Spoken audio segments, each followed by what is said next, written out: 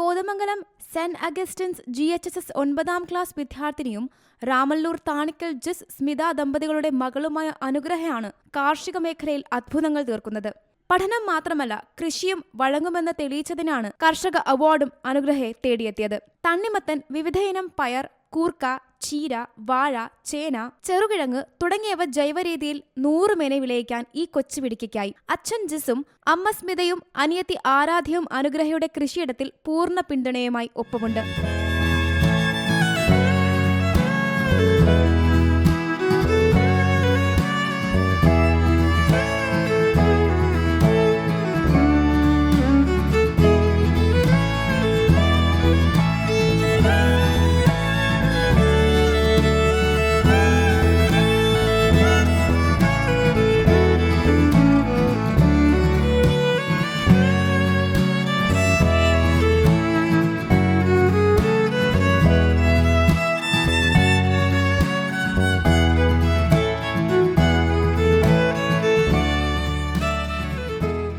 കൃഷി ഓഫീസിൽ നിന്ന് ലഭിച്ച തൈകൾക്ക് പുറമെ സ്വന്തമായി ട്രേയിൽ വിത്ത് മുളപ്പിച്ചെടുത്തും കൃഷി വിപുലീകരിച്ചിട്ടുണ്ട്.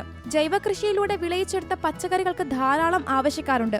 ഇക്കോ ഷോപ്പ് വഴിയും വിപണനം നടത്തുന്നുണ്ട്. വിവിധതരം തണ്ണിമത്തനുകൾ വിളഞ്ഞിട്ടുണ്ട്. ഒഴിവ് സമയങ്ങളിലെല്ലാം നനയും വളമിടലും പുല്ലുപറിയലുമെല്ലാമായി കൃഷിയിടത്തിൽ തന്നെയാണ് അനുഗ്രഹ കഴിച്ചുകൂട്ടുന്നത്. കൃഷിയിൽ വലിയ നേട്ടമുണ്ടാക്കിയ അനുഗ്രഹ നാടിന് അഭിമാനവും മാതൃകയുമാണെന്ന് അധ്യാപിക ടിഷു ജോസഫ് പറയുന്നു.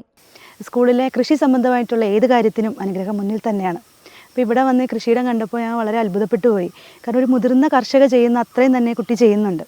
അപ്പോൾ അനുഗ്രഹം അറിയപ്പെടുന്നത് കുട്ടി കർഷകയായിട്ടാണെങ്കിൽ പോലും വിദഗ്ധരുടെ രീതിയിലുള്ള കാര്യങ്ങളൊക്കെയാണ് കുട്ടി ചെയ്യുന്നത്. പ്രത്യേകിച്ച് തണ്ണിമത്തൻ്റെ എല്ലാവിധ കാര്യങ്ങളും നടാൻ എങ്ങനെയാണ്, അതിൻ്റെ വളം എങ്ങനെയാണ്, അങ്ങനെ വിവിധ തരത്തിലുള്ള തണ്ണിമത്തൻ്റെ പരിചരണങ്ങളെല്ലാം അനുഗ്രഹിക്കറിയാം.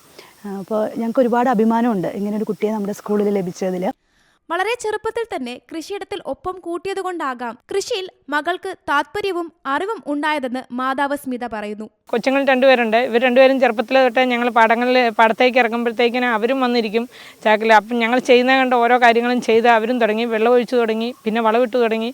അങ്ങനെ ഓരോരോ കാര്യങ്ങളിലേക്ക് വന്ന് ഇപ്പം അവൾ ഈ കഴിഞ്ഞ വർഷം നമ്മുടെ മുനിസിപ്പാലിറ്റിയിൽ നിന്നും അവർ തണ്ണിമത്തൻ കാണാനായിട്ട് വന്നപ്പോൾ ആണ് ഈ പിള്ളേർ ചെയ്യുന്നത് അവർ കണ്ട് അത്ഭുതപ്പെട്ട് നമ്മുടെ കൃഷി ഓഫീസർമാരായ എൽദോസ് സാറും ഷിബിമാടും ആ സമയത്തുണ്ടായിരുന്നു. അവർ 2 പേരും വന്നു.